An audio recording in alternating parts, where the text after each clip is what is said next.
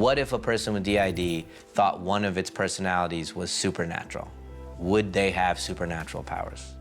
I love taking real world things and asking a question of, is there a plausible way to believe in the unknown?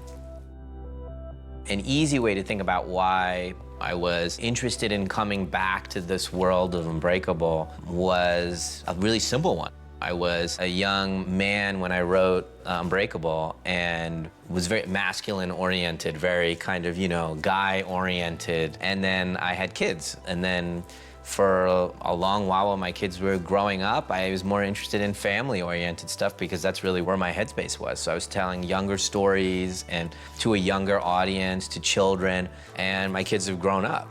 It's just life, and so you live for other people a little bit more, and then you live back for yourself a little bit. And now when I'm thinking about myself, those things that I was writing about during the Unbreakable time are valid again.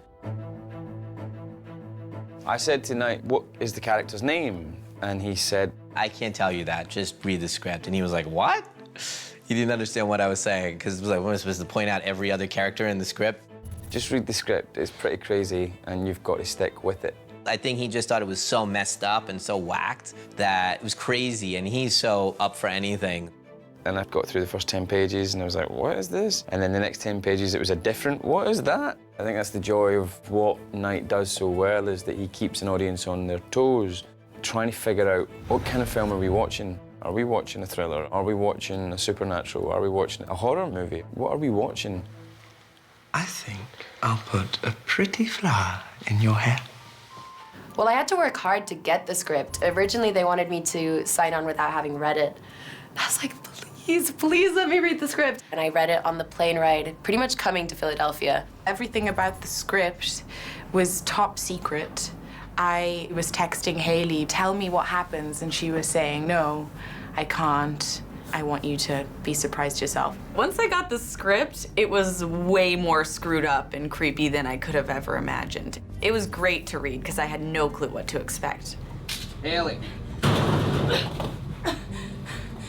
You're just left on a cliffhanger at the end of each page, just wanting to know what's going to be the outcome of all of this. Where's this going to go? And it goes in ways you would never expect. You're saying that you're not gonna fight with everything in you? You know the only chance we have is if all three of us go crazy on this guy. Claire is really the leader of the group that's saying things like, we need to fight him, we need to escape, we can do this, we can all get together and get out of here, like this isn't the end. Marcia kind of looks to her as that leader in this really, really like screwed up time. I was shocked and amazed, and I loved my character, and I could find a way into her, and I could understand the way that she was feeling about things, and I could also really relate to how she was so much of an outsider and how she just didn't fit into the situation. Dr. Fletcher is a very one-pointed person. She's very committed to her work with her patients. Well, can we sit down and talk? I'm in a real hurry. I feel it's important that we talk, and I make sure that you are okay. She has dedicated her whole life to that work. She has some very cutting-edge perspectives about who her patients really are, and that they really are at the edge of the evolution of mankind in so many ways. Who are you?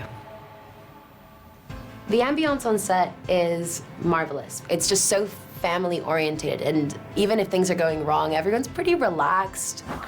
Someone get her off me! We make jokes and stuff. I do a lot of eating a lot of fruit snacks and yummy wraps that the beautiful, crafty ladies make us, which, takes our mind off the terrible stuff we're going through as our characters. You come into work and you're not thinking, oh, this is this good scene where we're smiling and happy. It's like, okay, and we're back in that mode. We're back in the mode of all of us crying and shivering. And for me anyway, I have to laugh and I have to have fun. I'm on a set with all of these amazing people. I want to get to know them. So in between, I have to sort of let go and laugh. I've had a really good time with Anya Taylor-Joy and Jess Sula. Haley Lu's just been a right laugh. And Betty Buckley as well, just an incredible bunch of women, which I was slightly scared of coming in, because it's I'm going to be properly outnumbered, And they've been really gentle with me, really sort of They've really been sensitive to the fact that I am the lone male.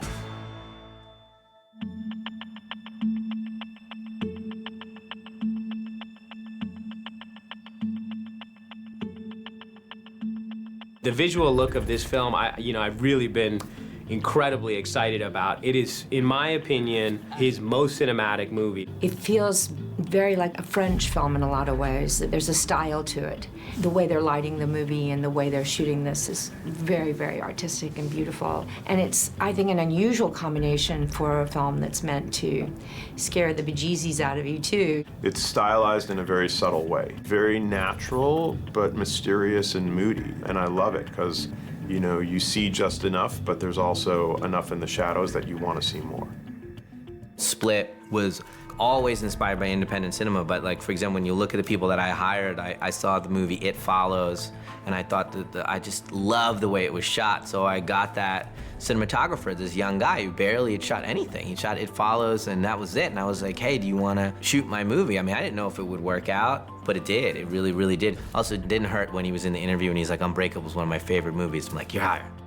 And then Mara, who did the production design for us, I saw True Detective, which really affected me. I was like, who did that? Let me get that person. So Mara came on and she did the production design and it was wonderful. What's amazing about Night is, I mean, he has the whole movie in his head. It's probably the most succinct design process that I've had because there's so much thought behind everything that there really isn't any guesswork that needs to happen.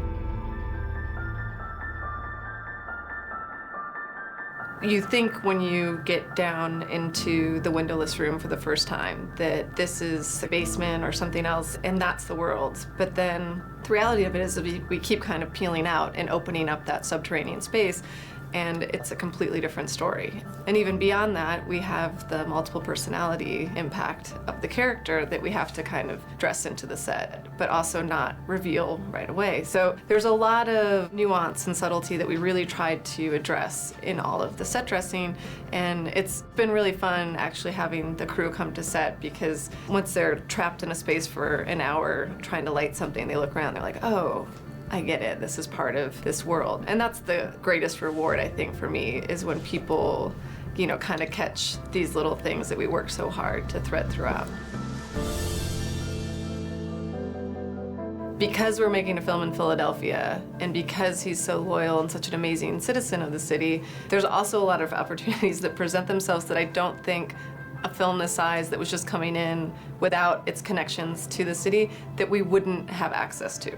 So in some ways, the production value is actually much higher. We have some really big moments. I don't think we would have gotten them without Night's persuasion. I think that's really cool that Night uses the resources he has to make the movie that he wants to make. I think he's really brave, bold, and I think he's really clever. He's bucking the trend that says, in order to tell an audience that you've got a good story, you have to spend 200 million on it. I don't think budget is really a signifier of quality, but just a symbol of how many cranes or how many lights or how many big actors are in it. It doesn't mean it's a good story. And I think what he's doing is clearing away all the interference, and he's getting back to proper good storytelling.